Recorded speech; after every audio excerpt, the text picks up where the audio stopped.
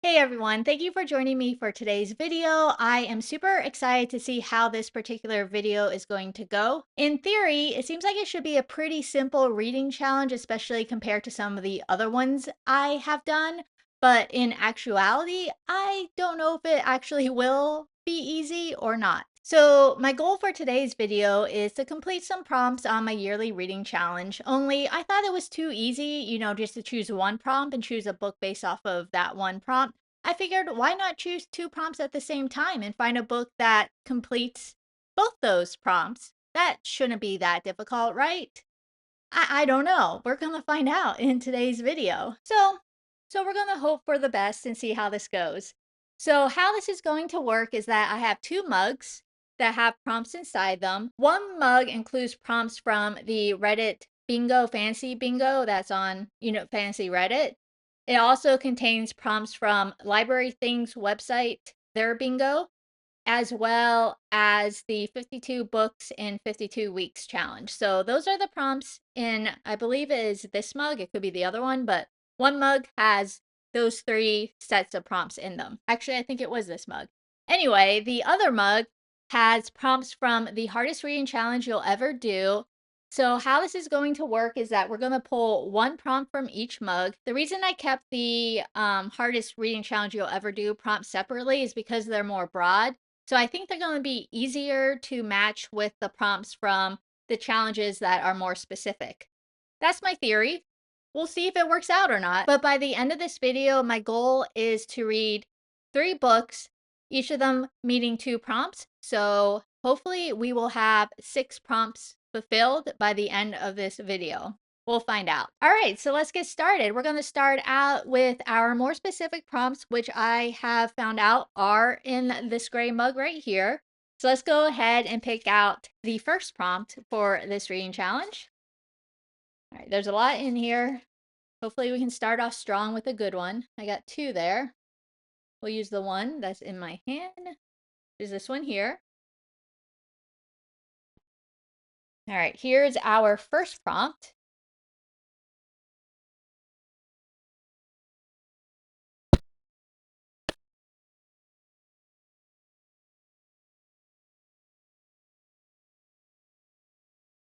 All right, hopefully that showed up. If not, we will be putting it up here. All right, so our first prompt is, I think it was blue. This is from the 52 prompts, 52 books in 52 weeks challenge.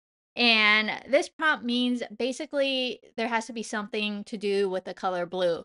Whether the book cover is blue, there's blue in the title, anything, along that range of things. So that is a pretty good prompt to start out with because a lot of books have blue covers, so I think we're starting off good with that prompt. Now it's time to see what our second prompt is that we will have to match with our first prompt. Here we go. All right. All right, we're going to do this one right here. Let me bring up the board again so that we can see it.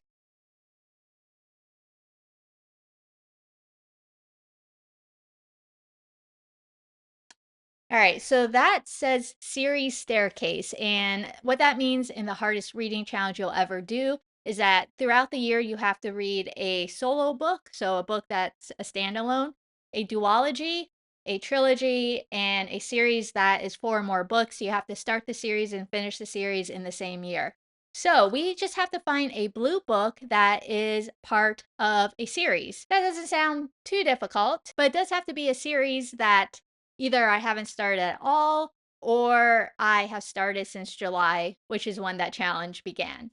So let me go look through some options and then I will be back and let you know what our final pick will be. I'm excited about this one. All right, I found 2 options. You're probably going to guess right away which one I'm going to go with, but I'll leave you in suspense for a little bit. So first up is Kingmakers by Sophia Lark. It's book 1 in her Kingmakers series, which looks like it's a total of 5 books, so we'll fit the 4 or more books part of the series prompt. And obviously it has a blue cover. There's no questioning that. It also has blue sprayed edges, so it's definitely has blue. So this entire series is set in a mafia university where the offspring of the world's most feared families come to master the dark arts of influence and intimidation. This book follows Leo, who is loyal to his childhood friend Anna and follows her into this world where love is a weapon, trust is a casualty, and survival the only victory that matters. Also at this school is Dean Yenin, who is the Bratva heir with a vendetta as cold as his heart, and he plans to destroy Leo and take everything he holds dear, including Anna. So that is our first option. All right, our second option is Shadow March by Tad Williams. This is book one. I believe it's a duology. And you can see that there is definitely blue on the cover. So we got the blue part, we got the duology part. And this is a epic fantasy novel that is set in the fantasy land known as the Kingdom of South March. In this kingdom, there's this thing called a shadow line that demarks the kingdom from the lost northern lands, which are ruled by these inhuman enemies known as the Ageless Quar, Q-A-R. The Eden family are the rulers of South March, and they've been guarding their kingdom from the Quars returning, but recently their family has been dealt a devastating blow when the king has been kidnapped and is being held captive in a distant land. So now his heirs, which happen to be twins, have to lead their kingdom and their people against the return of the Quars. So that's our second option. The problem with this option is the length of this book. It is almost 800 pages long, and do I really want to read that during this reading challenge? Not to mention, this book is set in a magical mafia academy, and I think out of these two books, I am going to go with Kingmakers by Sophia Lark. This is also, like I said before, a 5-book series, so if I want to use this as the 4 or more books in the series, it's best to start now since I have to finish the series by July. So this is the book we're going to read first. For the prompts, I think it was Blue and Series Staircase. So I will meet you back here when we're about halfway through the book, and I'll let you know what my thoughts are. I'm super excited to read this. I've been wanting to read this for a while, and I can't wait to see if I enjoy it. Hopefully I do, because there's 4 more books after this. So I'll see you guys back here soon. All right, it is late. It is like 11:30 at night, but I have made it halfway through Kingmakers. I've had a lot of other stuff to do today. Today wasn't real. I wasn't really planning on having like a full day of reading. I just wanted to get started on this game so I can at least get somewhat through a book, and then tomorrow I plan for like a full day of reading. So I'm quite happy that I am halfway done with this book. And overall, I have been enjoying it. It's not a fantasy book, first of all. I was completely wrong about that. I just read the back cover, saw Mafia University, and kind of figured that, that doesn't exist in the real world. There's probably some urban fantasy going on. Nope, completely wrong. This is more of a dark academia, dark romance book, not a fantasy book at all. No magic, nothing like that, which is fine because I love dark academia anyway, so I'm still happy to have chosen this book. So this book is a multiple point of view book that is told from the 3 main characters who are Anna, Leo, and Dean. Basically, this book is set in their first year at Kingmakers, which is the ruthless mafia university where the offspring of the world's most powerful criminals end up going. So each student at the school is enrolled in one of 4 tracks. The first track is the air track, which are for the children who are going to take over their criminal families when their parents retire, basically. There's the accountant track, which is for the people who are going to be the accountants for these criminal families. You have the enforcer track, which is just like it sounds. Those are going to be the enforcers for the criminal families. And then lastly, you have the spies who are going to learn the spy trade so that they can spy both on other families as well as kind of be the eyes for the criminal heirs in their own families and let them know who may or may not be betraying them. So those are the 4 tracks. All 3 main characters are in the air track in this book. So Anna and Leo have actually known each other from since they were babies. They've both grown up in Chicago, and both of their families are very close because they have married kind of into each other, so they're both related. Anna and Leo growing up kind of consider themselves as cousins, though they have no blood relation.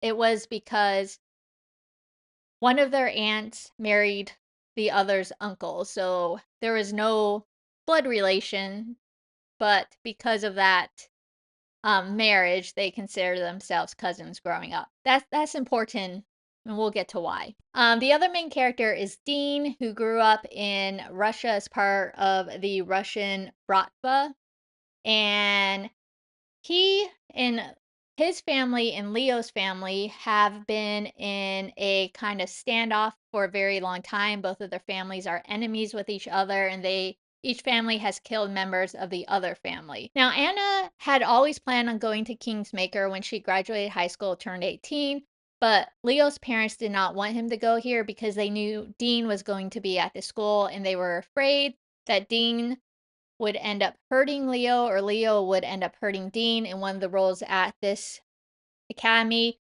is that if you break the arm of another student at the school, then your arm gets broken in return. So kind of like the tit for tat rule. So Leo's parents, knowing how self-confident he was, were afraid that he was going to get in a fight with Dean and end up seriously hurt, either by Dean hurting him or him hurting Dean and getting hurt in retribution, if that makes sense. So that's kind of the gist of the book. The first half of the book, there hasn't really been a lot going on. We learned a little bit about the school, and we've learned a little bit about each of the characters and the feud between the two families. So all three main characters are very self-confident in this book. They were raised to be that way, as they are going to be heirs of their criminal families. So there is no lacking of confidence in any of these three characters. They think they are the best. They think that they can basically get anything they want. They think that they will always be on top of their class and that no one um, can get ahead of them, basically. So the problem here is that Leo and Dean have both started to like Anna in a more relationship fashion than a friendship. And that is starting to come to blows, to some rivalry here. Anna is realizing that she may or may not have feelings for Leo, but she's also, I wouldn't say liking Dean because she feels loyalty to Leo, but there seems to be some underlying feelings that Dean is okay and not the bad guy that their families have made him out to be. We kind of have this love-hate triangle going on. And that's really what's been going on in this first half of the book, setting up this triangle and just kind of setting up the background to this university. There hasn't been a lot of action. Honestly, there really hasn't been a lot of an other plot going on. It has been a pretty quick read, though. The book definitely moves you along the way that it's written. It is a YA novel, I believe. So I always find those a lot easier to read, especially those that are set in a academic environment. But like I said, overall, I have been enjoying it. I'm definitely looking forward to seeing where this book takes us and what is going to happen between the relationships between Leo, Anna, and Dean. Also, in case I forget to mention it at the end, this is a dark romance set in a mafia school, so you can probably guess that there are some triggers in this book. The author is nice enough to have, at least in this edition, I think this is the deluxe edition, they have a content warning right at the beginning of the book that discusses potential triggers. So definitely something to take a look at because there are definitely some more difficult topics and things going on in this mafia university. So as it's 11:30 at night, I am going to go read a little bit more of this book, see how far I can get into it so I can hopefully finish it tomorrow morning, and then we can go ahead and do our second draw of this reading challenge, which I am excited about. So I'll be back with you once I have finished this book, which hopefully won't take too much longer, and I'll let you know my final thoughts on it. So I'll see you guys soon. And I am back because I have finished Kingmakers Year 1 by Sophie Lark. First off, this is a new adult novel, not a YA novel like I said before. Definitely new adult, no questions about that at all. Second of all, this is a tale of two plot lines. one of which I completely enjoyed reading about. The other one, not quite as much, not much at all. You'll see. So, the first plot line that we are following in the book is the plot line that has to do with the school itself, the mafia academy that all the students are going to. And like I said before, in this book we follow the three main characters' viewpoints, Leo, Dean, and Anna. And the school plot line just shows how they are kind of getting on with their schooling, the different classes that they are taking. And the biggest plot line is something called I had to write it down because I knew I would not remember it, the Quartum Bellum, which is a year-long competition that takes place between all the different classes, so freshman, sophomore, junior, and senior classes. And one challenge is done probably like every 3 months or so. So by the end of the year, there are 4 challenges that have to be completed to win the entire thing. And in each challenge, one class is dropped off. So in the first challenge, all 4 classes are playing. In the second challenge, there's only 3 classes because whoever came in last place in that first challenge can no longer compete. So that was a interesting plotline that I definitely enjoyed reading, and I look forward to when each of those challenges were going to be played in the book and kind of see what unique challenge the author had came up with. I also enjoyed the university setting as well. I found that it was kind of very unique, a mafia university. I haven't read any book that's quite like it. And I really enjoyed just seeing the different courses that they had to take as students and all the different projects that they had to do throughout the course of the book. So the university plotline, I would definitely give a 4 out of 5. I really enjoyed it, and it's definitely what kept me reading and engaged in this book. Now on to the romance plotline. This is 100% a dark romance. I wasn't so sure in the first half of the book, but the second half of the book, it definitely went into the dark romance territory. I don't know if I've read a dark romance before. Definitely not one that kind of goes into it this much.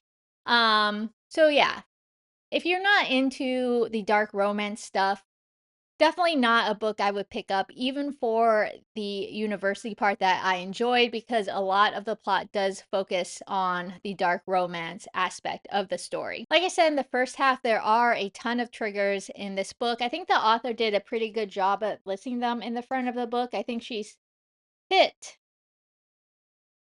almost all of them. Maybe not every single one, but the majority are. I'm sure there's websites that have all the triggers in there. But it wasn't just the dark romance aspect of it that I didn't really enjoy. It was just the romance of the book. I didn't really care about the characters that much in that aspect. I wasn't really that engaged in the romance aspect of it. There wasn't it just didn't the plot itself just didn't really draw me in, and I was rushing through those sections to get to the university setting sections. Will I continue on with the rest of the book series? Yes, because I definitely enjoy the university aspect of it. And I'm intrigued to see what happens in the next several years. Each book is set on one of the years they are in school. So, book 2 will obviously be their sophomore year. And I think it follows 2 different characters from what I can tell than the characters that were focused on in this book. So we'll see how that goes. The 2 characters that it is choosing to follow seem like it could be an interesting plot line, but again, delving down that dark romance side of things. So yeah, that is my conclusion for Kingmakers Year 1 by Sophie Lark, and it's time to go ahead and choose our next 2 prompts so we can get our second book chosen and see what we'll be reading next. All right, we are going to start with our more specific prompts in here. And let's see what we will get. Just gonna shake it up a little bit. All right, here we go. Let me see, there's a bunch in there. All right, we're gonna go with this one here. Let me get the whiteboard so you guys can actually see it. Turn down the light a little bit. All right, let's see.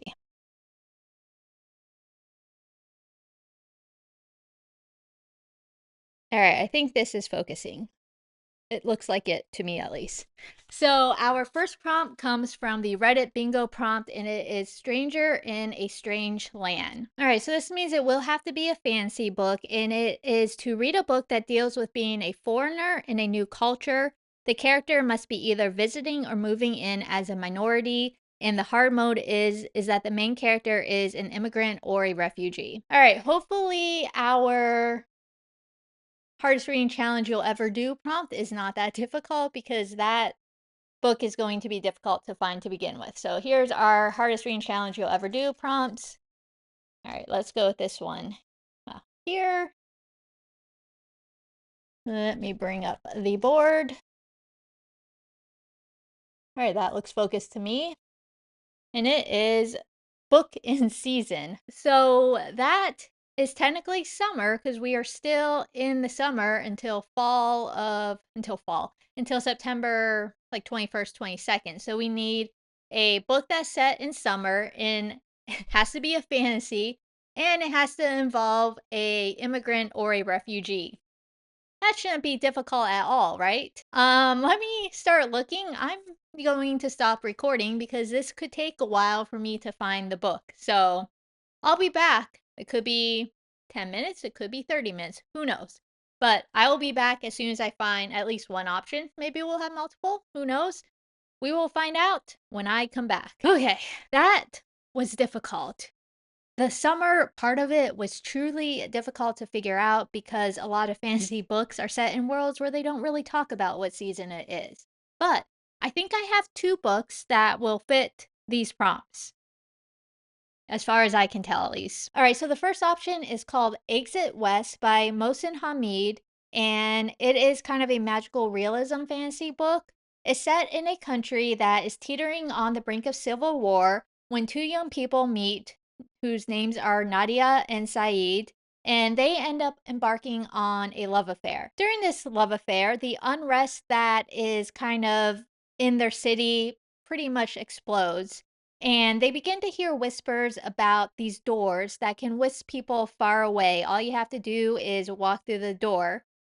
But there is a price to pay. As the violence in their country continues to escalate, Saeed and Nadia decide that they no longer have a choice but to go through these doors, and they need to leave their homeland and their own old lives behind. So they end up finding a door and stepping through it, and the book follows Nadia and Saeed as they emerge into an alien and uncertain future. So that's our first option. It does sound interesting. From what I can tell, at least the first part of the book is set in the summer, because they talk about dry heat and dust and, sun blazing, things like that. That makes me feel like it's summer. It doesn't explicitly say that, but as far as I can tell, at least the first part of the book is set in summer, which is, good enough for me. And obviously, they are going to be immigrants or refugees in whatever world that door takes them to. So it seems to fit all the prompts. Our second option is Blackwater Sister by Zen Cho.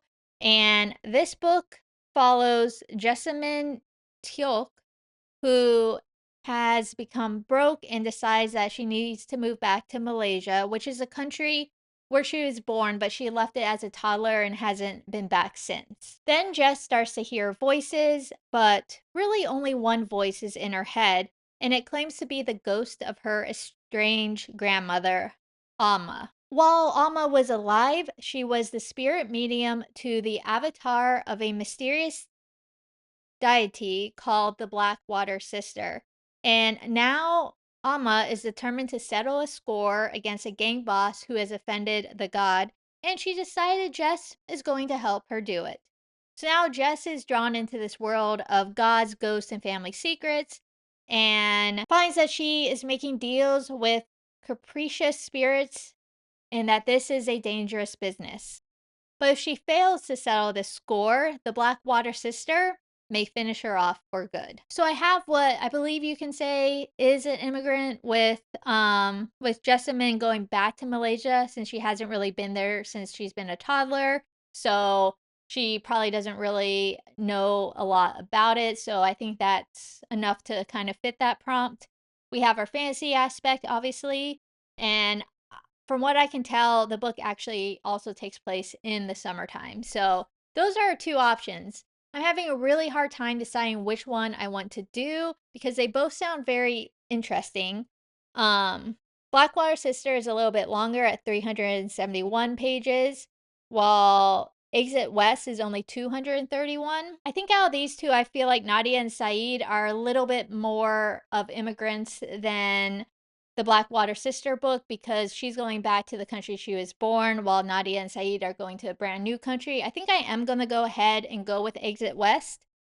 So I'm gonna get started reading that, and I'll meet you back here when I'm halfway through. I gotta change my battery because it's literally about to die right now. So I will see you guys soon with a brand new battery and my first thoughts on this book. All right, I am back and I have completed Exit West. I know I didn't stop in halfway through, but the book was so short when I got to the halfway point. I didn't really feel like I had much to say and wanted to get to the ending so I could kind of give a full wrap up since the book, it said it was 231 pages, but every time the chapter changed, it advanced like 4 pages. So if the chapter changed on like page 170, we are all of a sudden on page 174 when we swipe the page. It was an electronic book.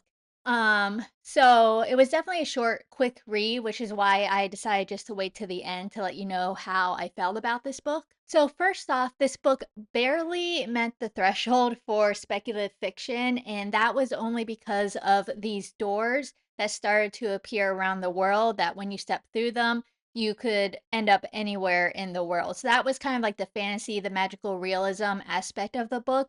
So it does meet the criteria, just barely though. If you're expecting more magic, more fancy elements, the doors were the only thing that really met the criteria, and it wasn't a hugely important part of what the book was about. This book is definitely a literary fiction magical realism book, so the wording is very, I don't know, like lyrical, very kind of like fancy. There was sentences that would take up half the page before we reached the end of the sentence. So it was a very kind of atmospheric, lyrical type book as well. For example, one sentence, this was just the beginning of the sentence, was in the late afternoon, Saeed went to the top of the hill and Nadia went to the top of the hill. So the sentences were definitely very drawn out, and the way the author wrote them definitely made it a very kind of like atmospheric read. It was also a very heavy read just of what the book was about. So this book followed two characters, Saeed and Nadia, who were from a country. They didn't really say what the country was, but likely somewhere in the Middle East. And the book starts out with the two of them meeting at this class that they were taking together. And as their relationship begins to flourish, war starts kind of coming down on the city that they lived in. And as the beginning of the book continues, the war gets more and more real. Originally, it wasn't where in the neighborhood that Nadia and Saeed kind of lived in, but as their relationship flourished, the war also kind of got closer and closer to them with bombs, militants, all those type of things.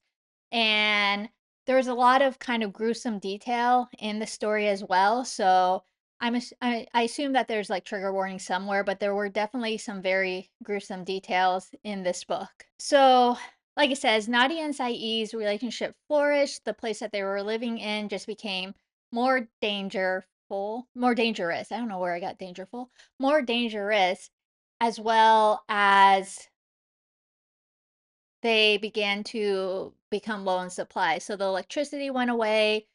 They stopped having running water. It was difficult to get food, things like that. So eventually they decided that they needed to leave their country to find somewhere that they could actually survive. And that's where the magical doors come in. Only the magical doors were difficult to access because if the government or the militants, the two kind of opposing sides, became aware of them, they would kind of guard them and not let people through. So it was kind of like a underground market trying to find someone who knew where the doors were, paying them a little bit money so that they could get them into the doors and out of the country. So that is what Nadia and Saeed ended up doing. They were able to escape through the door, and then the rest of the story, which is not a spoiler because it's made known on the back of the cover, but the rest of the story is their experience as they travel to new countries and trying to find themselves a new home where they feel comfortable and where they feel like they can make a life for themselves. So the book is kind of told from each of their viewpoints. It is a third person viewpoint. And then there are also some chapters in between their viewpoints where we just see the viewpoint of a random person that has used the doors or had some sort of experience with the doors and kind of what they felt about them. So that was kind of what the book was about. Like I said, it's a very kind of heavy book. There's a lot of difficult things to read about in the book, but it was also a very well written book and kind of one of those books that really makes you think. So as I was reading it, I felt like I was kind of looking in on the characters' lives as an outsider. I felt like I didn't really get to like know them a lot, but more so as my dishwasher. I felt like I didn't really get to know them a lot, but more so learned about the experiences that they were having and kind of like the difficulties that they were having. So yeah, so that was Exit West by Mohsin Hamid, and definitely a book I would recommend. Would look up the triggers before reading the book because like I said, there are some pretty gruesome aspects of the book. But other than that, I think it was a very well done book and obviously deals with a lot of important topics. And yeah, just a very atmospheric, very heavy read. And that's all I got for Exit West by Mohsin Hamid. All right, so that is book 2 out of 3. So let's do our last draw from our 2 mugs and see what our final 2 prompts that we will have to choose a book for are.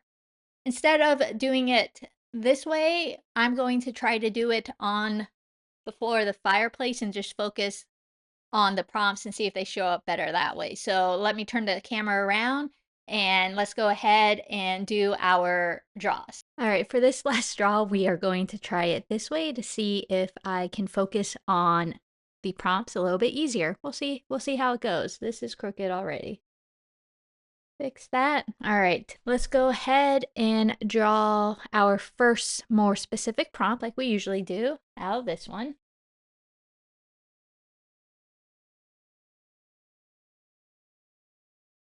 All right, here we go.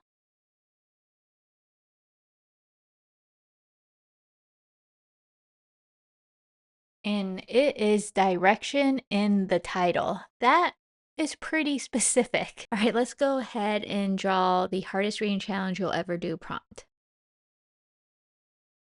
Mix these up good. All right, let's go with this one here.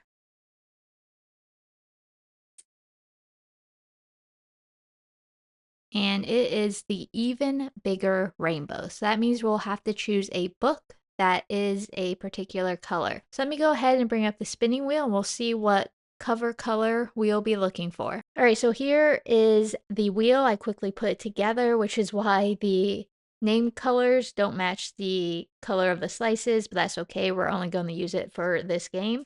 So on here are the color of covers that I either have not read a book for or I've only read one book for. So the options that we have are teal, purple, pink, white, silver, gold, orange, yellow, green, light blue, or 7+ colors. So let's go ahead and spin the wheel and see what color cover we'll be looking for.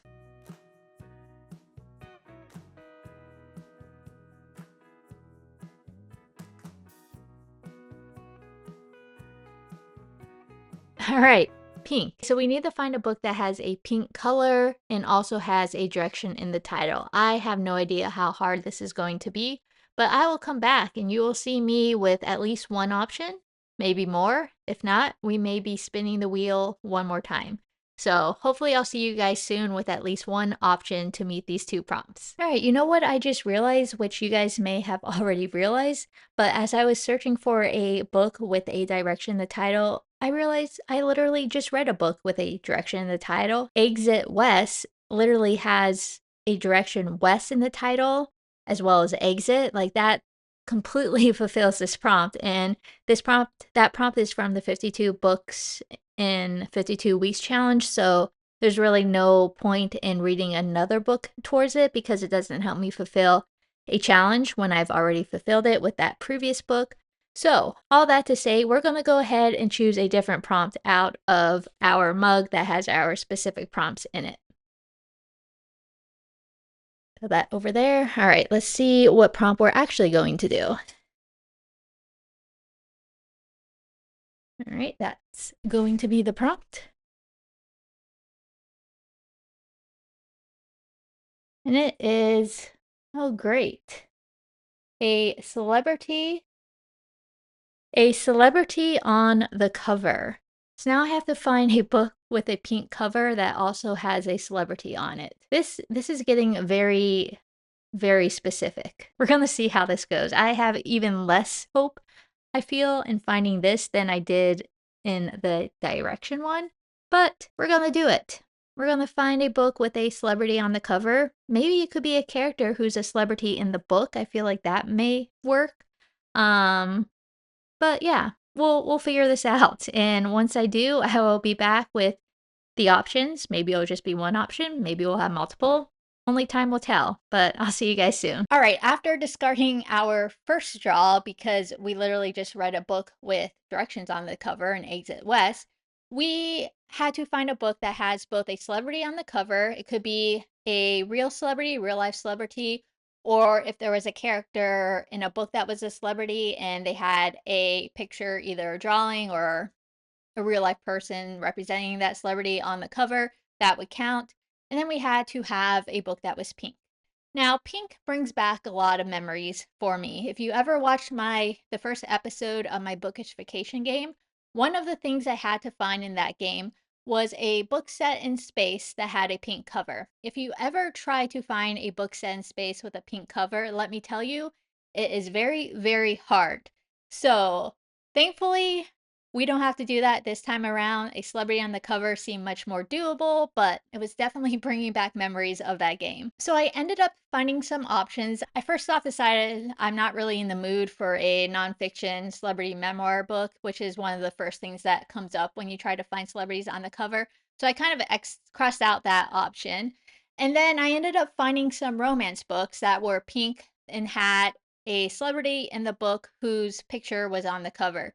So some options I came across was Sounds Like Love by Ashley Poston, a well-known, a very well-known romance author. And the celebrity in this book was a musician, but when I read the synopsis, it wasn't really a book that I felt like reading at the moment, so decided against that one. Then I came across Checkmate by Ali Hazelwood, which is a pinkish cover book and has a kind of celebrity chess player in it, but I didn't really feel like reading a young adult romance at the moment, so I skipped over that. Then I found a bunch of more spicy romances that featured a celebrity as one of the characters, had pink covers, but I realized I wasn't really in the mood for a romance book. But I wanted a very lighthearted book after reading Exit West because that was such a heavy book. I want a book that I can just sit down, read, don't really have to think about, and just a fun book. So finally, I found the book that we are going to go with. And that is Tokyo Ever After by Emiko Jean. And this is a young adult book. It's more of a kind of coming of age book with just some kind of romantic plot in the background, but all characters are 18 years old and over, so yay. The main cover is actually blue, but one of the paperback covers is pink. And since I'm reading it on the Kindle and I can't really choose what cover I'm buying, I include any of the covers. As long as one of the covers is pink, we are going with it. We'll put the cover should already be up here, but you can see it's pink and it has the main character on the cover. So this book grabbed my attention because it's like a retelling of, not a retelling, it's like a book that's very similar to The Princess Diaries, the movie, and I guess it's a book too, though I haven't read it. And I loved watching The Princess Diaries and really enjoyed the plot of that book. And this book has a very similar plot, except being in a European type country. This book is set in Japan. So this book follows Izumi, who is growing up in Northern California. She goes to high school there and she lives with her single mom. And she's always known that her mom got pregnant with her while she was going to school in Harvard. Her mom tells her that it was a one night stand and she doesn't know her father's name. And that's really all she knows about her father. She's had a great childhood. She's really enjoyed her life, so she doesn't really question her mom on this at all. Until one day, while She is at home. She finds a clue that leads her to realize that her father is actually the crown prince of Japan. And she is then thrust into the world of royalty in Japan. And in Japan, in this book, royalty is, celebrities, which is why this book fits our a celebrity on the cover prompt. And she has to kind of learn to navigate not only a new country and its etiquette roles, but also learn how to be a member of royalty in Japan. And then also, while trying to, bond and learn who her father really is, who ended up not knowing that she was ever born. And as soon as he realized that he invited her over to meet him in Japan. So that's kind of the gist of the story. It is a YA novel, but it sounds like a very kind of lighthearted read, kind of like, the Princess Diaries movies. So this is a book we are going to go with for our last book on this video. So I'm super excited to read it, and I will be back with you when I'm halfway through the book. All right, I am back. I am about 59% of the way through Tokyo Ever After, and I'm absolutely enjoying it. This has just been a fun, lighthearted read that doesn't take itself too seriously. The main character has been a lot of fun, as well as the entire book takes place with her viewpoint. And there's a lot of jokes that go on, and I'm really enjoying the main character. I'm really enjoying the relationship that she's building with the people in Japan. And yeah, I am loving this book. It's been a very nice change from Exit West, which was a lot more heavy. Still good, but very heavy. Going from that book to this book was a perfect kind of transition. So this book, like I said before, is definitely like The Princess Diaries. It reminds me of it so much, except it's set in Japan instead of in whatever pretend European country the Princess Diaries was set at. And this character, just like the character in the Princess Diaries, makes mistakes because she doesn't know the rules of royalty, and it's been so much fun to read. So I also like how quickly this book starts off. So, like I said before, this book follows Izumi, who is living with her mom in Northern California and going to school, being like any other student. She has a group of friends, she's enjoying life. The only thing that she hasn't had in her life was her father, because her mother told her that her father, she didn't know the name of, she met him one night, and then they never kind of talked again. And Izumi accepted that and kind of went on with her life. And then right in the beginning of the book, she ends up in her mom's room. I forget why, but basically she comes across a clue that her mom actually knows more about her father than she lets on. And she ends up finding out that her father is the crown prince of Japan. And that is kind of the start of the book, and it all happens within like 1 or 2 chapters, which is amazing. There's nothing that's dragged out because, you always want to get to the good part of the book. And for this book, it is her going to Japan, meeting her father, and learning what life is like as royalty in Japan. And this book takes us right there, right at the beginning of the book, which is perfect. Izumi has been just such a fun character to follow as well. She is very much an American teenager, senior in high school, and being thrust into this new role as a princess in Japan has been such a learning experience for her, as the culture, the etiquette of royalty in Japan is very different from growing up as a American teenager in the US. And she is having a lot of difficulty coming to terms with that. Not so much coming to terms, but actually just kind of learning what she is supposed to be doing, because she thinks, she's doing something right, and it turns out to be entirely the wrong thing to do. She has a large family in Japan, and they're not all very nice to her. She has cousins that are twins around her age, and they have been making it very difficult for her to kind of find her footing. But thankfully, she also has this distant cousin who is also her age, and he is kind of a lot more laid back, doesn't really like being a prince, and he's kind of taken her under his wings um to help her figure out what she's supposed to be doing. Examples are like when they go out to, have a meal with the royal family, or sometimes, they've been to the prime minister. They have, like, all the different serving forks, spoons, all that. She does not know which fork to use for what, and her distant cousin, Yoshi, kind of helps her through that. So, she has some family that is willing to help her and some family that just wants her gone. Her dad has been great though, so that's been nice, and she's being able to kind of develop a relationship with him, which she's very happy about. Yeah, I think Izumi has been a really well-written character. She has her flaws, but she also has her positives. She has a good heart. So anyway, I think I've rambled on about this enough. I'm going to go ahead and go finish the book, and I will be back and let you know my final thoughts on it. I doubt that they will change unless something crazy happens in the end.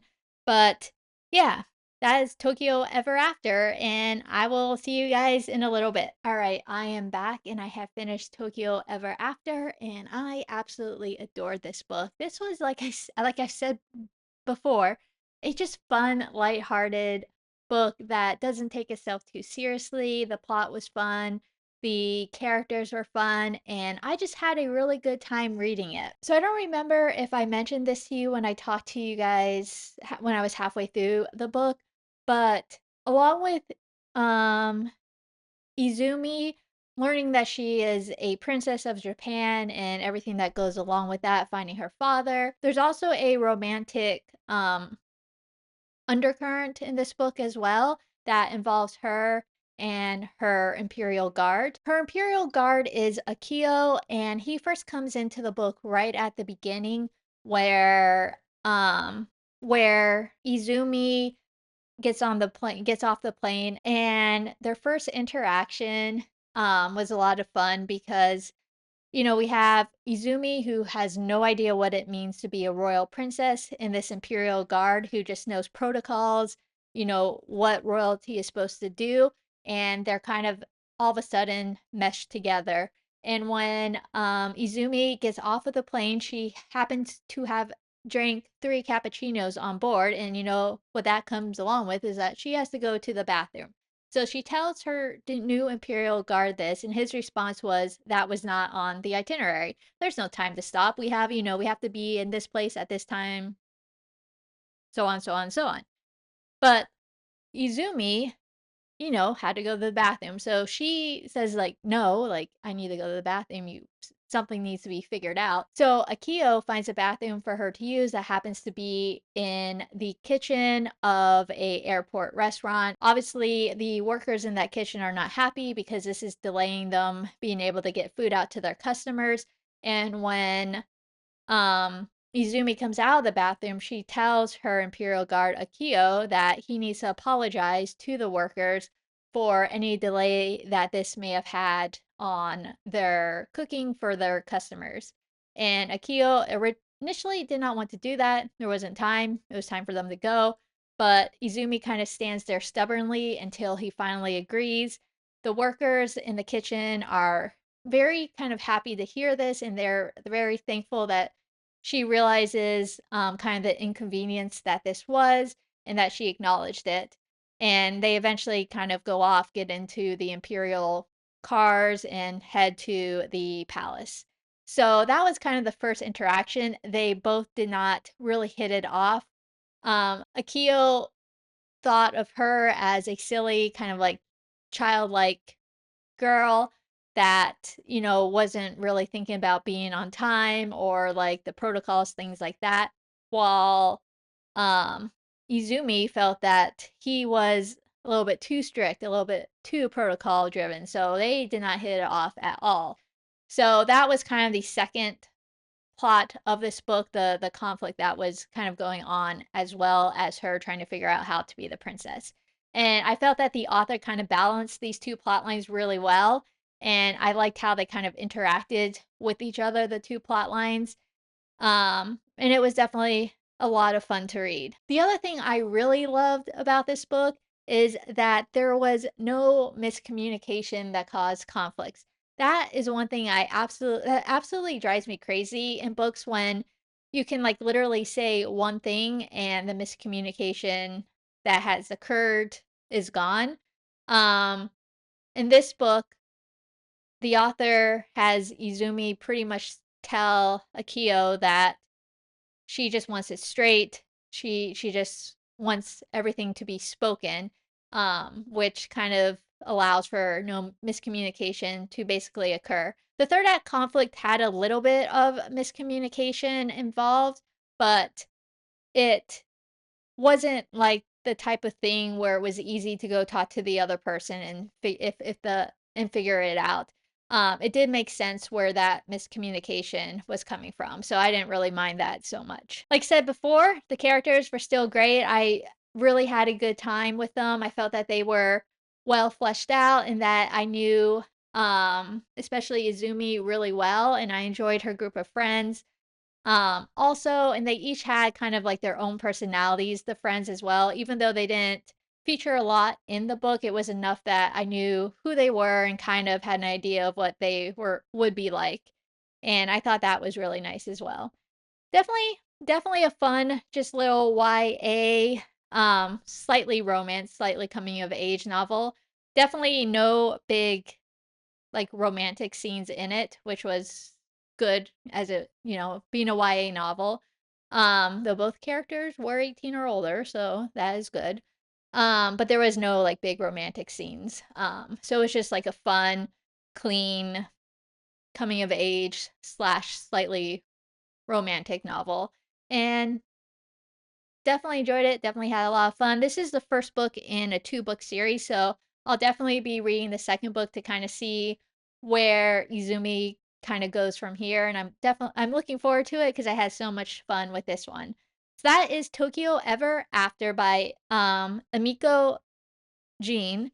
And that is the last book for this reading challenge. This reading challenge was definitely a lot of fun. Again, I've picked some books that I probably would never have gotten around to reading if I hadn't done the challenge this way. The double prompts definitely make it a little bit more difficult, but they were definitely a fun challenge. I hope you guys enjoyed watching this video as much as I enjoyed doing it, and I hope you enjoyed the books that we ended up with. I felt like we had a pretty good variety. We started kind of with a dark academia book, then we went into a very heavy magical realism slash literary book, and then we finished it with just a fun contemporary YA book. And it was a good mix. I definitely was happy with these choices. Plus, I got some of my yearly reading challenge prompts knocked out, so what more could I ask for? If you enjoyed watching this video, please hit that like button. And if you want to see future videos by me, including my video coming out next week, which is my Gilmore Girls Reading Challenge video, we are on to episode 3, where we'll be taking prompts that are inspired by the first half of season 2 of the Gilmore Girls. So I'm really excited to see what books come out with this one. But like I said, if you want to see that reading challenge or any other future ones by me, please hit that like button, or not the like button, please hit that subscribe button. And if you just want to let me know that you were with me hanging out until the end of the video, let's do something like a castle emoji, because Kingmakers kind of had a castle-like feel to it. We had a palace in this one, so some sort of like castle, palace, whatever type of emojis like that are out there, I think would be great. We could also do a flower, like an orchid or a lily, if those are emojis. I have no idea, but some sort of flower. Um, because the mom of the main character in Tokyo Ever After was also kind of like a botanist. So that will work as well. Any type of flower or trees. Once again, thank you so much for joining me for this video. And I will see you guys in my next one. Take care. Bye.